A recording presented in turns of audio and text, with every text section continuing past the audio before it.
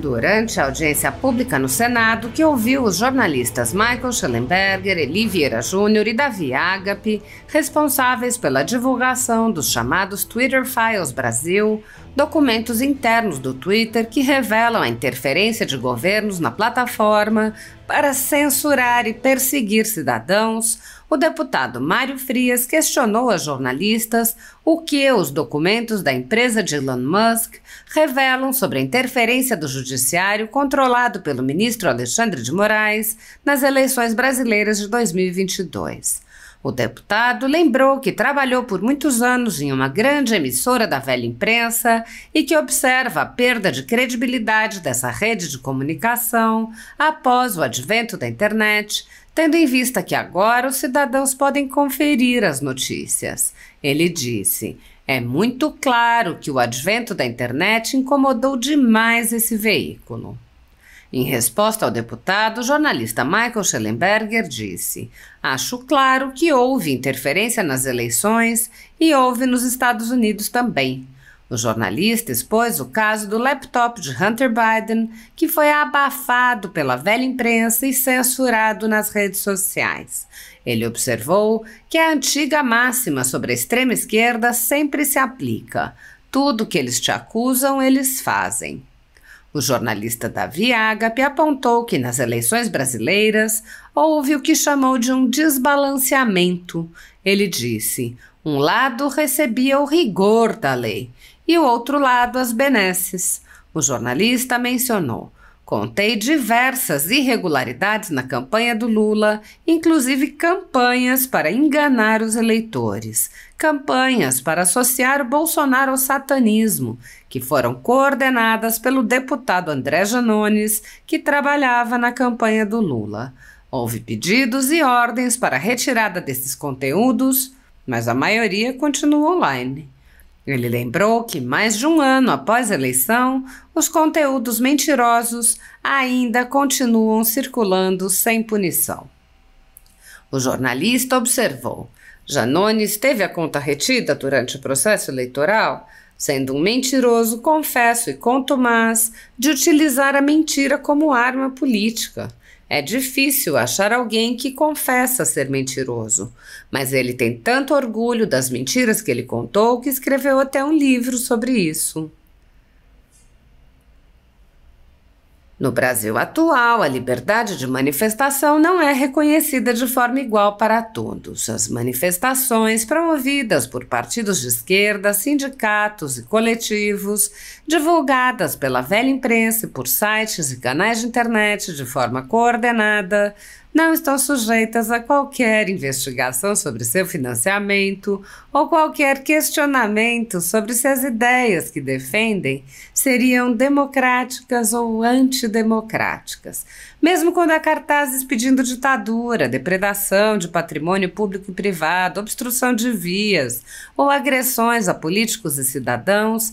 Nada disso é considerado um ato antidemocrático quando o ato é da esquerda. Nos últimos anos, milhões de pessoas foram às ruas de forma ordeira para pedir liberdade e respeito à Constituição, incluindo a liberdade de expressão, a liberdade de culto, a liberdade de ir e vir, entre outras. Essas manifestações pacíficas tornam-se alvo de inquéritos sigilosos, alimentados por notícias da velha imprensa, nos quais manifestantes e jornalistas que cobrem as manifestações são perseguidos, presos, censurados e têm seus bens apreendidos.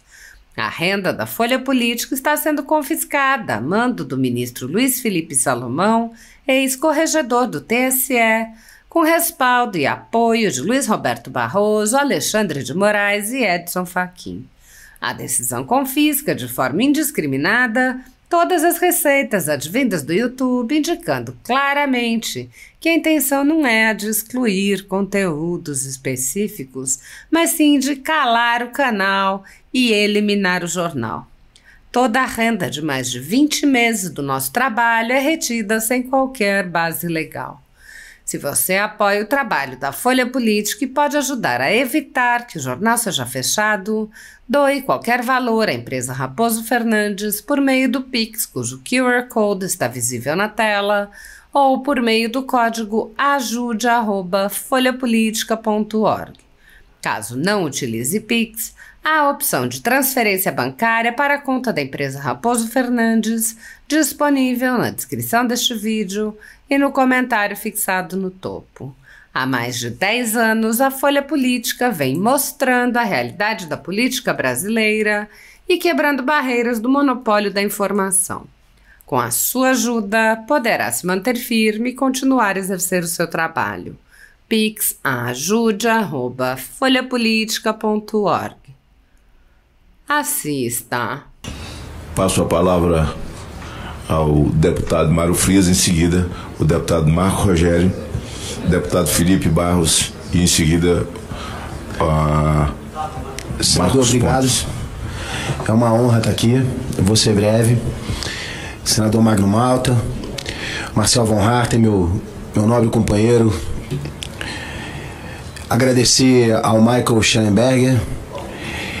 It's very important to us having you here, ok? Davi Agape, você foi minucioso e acho que não só esclareceu, mas confirmou, né, as suspeitas que muitos de nós temos. Eu acho que depois de tudo que foi exposto aqui, de modo muito didático e verdadeiro, não ficou sequer um fio de dúvida do que está em andamento no Brasil. A estruturação não apenas de um mecanismo eventual de censura, Michael, mas de uma ditadura completa, onde a censura é apenas um dos elementos repressivos, junto com prisões, deputados presos, jornalistas exilados, multas, cassações de mandatos. Com a sua experiência internacional, também, né, com a sua dupla experiência de cidadão do mundo e de ter vivido no Brasil, vou fazer uma pergunta. Duas. Como o senhor avalia o estado da repressão no nosso país, aqui no Brasil? Se estamos, de fato, a caminho de uma ditadura? E só para corroborar com o seu raciocínio, eu venho de uma profissão e trabalhei anos num grande grupo de comunicação aqui no Brasil. É muito claro que o advento da internet incomodou demais esse veículo, porque retira deles o poder do anunciante e dá voz à população. Porque hoje, ao contrário do que era no passado, Michael, nós assistimos um telejornal dessa grande emissora e no dia seguinte, o que era dito nesse telejornal para nós brasileiros era como se fosse a verdade. E hoje é o contrário, Davi. Hoje nós assistimos um telejornal, quando assistimos, porque como disse muito bem o senador Rogério Marinho, também não assiste televisão há muitos anos e aconselho a você, cidadão, que desligue essa porcaria. Mas hoje acontece ao contrário, Davi. Nós assistimos a uma notícia nessa grande emissora e em seguida nós vamos conferir na internet com personalidades que estão se manifestando muitas vezes com os fatos, senador Marcos Pontes, e não somente com as narrativas. A minha pergunta, a última aqui para encerrar, é: os senhores acham, senhor Michael e Davi, os senhores acham que depois de uma revelação como essa, as nossas suspeitas sobre o resultado das eleições de 2022 é justa? Os senhores acham que com esse nível de interferência numa plataforma tão importante como era o Twitter no Brasil, a gente pode afirmar que as nossas eleições foram limpas? Ou que de fato, como nós estamos verificando aqui, essa interferência teve um peso maior na eleição do atual mandatário?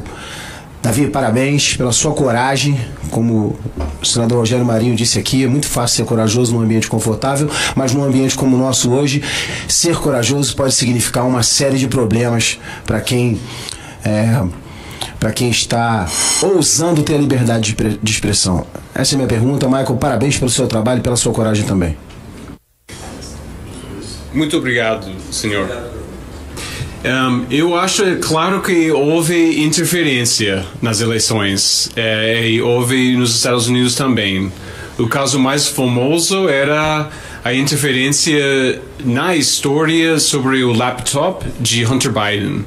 Eu fiz Twitter Files sobre isso e descobrimos o envolvimento do FBI, o envolvimento de pessoas que trabalhavam para o FBI, adentro de Twitter mesmo, fazendo argumentos para censurar essa história. É óbvio que essa é uma forma de influência, né? E agora, eu acho muito difícil dizer qual efeito tinha, né? Eu sei que tinha um efeito em mim, porque eu votei em Biden. E quando essa história passou, eu pensei que houve um problema com a história. Por quê? Porque foi censurado. E essa é uma coisa importante entender. A censura é uma forma de desacreditar uma coisa. É parte da campanha de desinformação, realmente. Porque é tão engraçado que tudo que eles se acusam, eles fazem, né? Então, porque todo mundo ouviu falar sobre o laptop de Biden. A única questão é que se você achava que era verdadeiramente era que parecia, né? Faz sentido? Faz. Ok. Tá bom. David, sobre a questão eleitoral, tudo o que os meus detratores querem é que eu pise em alguma casca de banana, né? Mas eu posso dizer que do que eu observei, do que eu cobri das últimas eleições em reportagens, foi um desbalanceamento. Um lado recebia o rigor da lei e o outro lado as benesses, né? Eu apontei diversas irregularidades na campanha do Lula, inclusive campanhas para enganar os eleitores, campanhas para associar Bolsonaro ao satanismo, que foram coordenadas pelo deputado André Janones, que trabalhava na campanha do Lula, e que houve pedidos e ordens para retirar parte desses conteúdos, mas a maioria continua ainda online.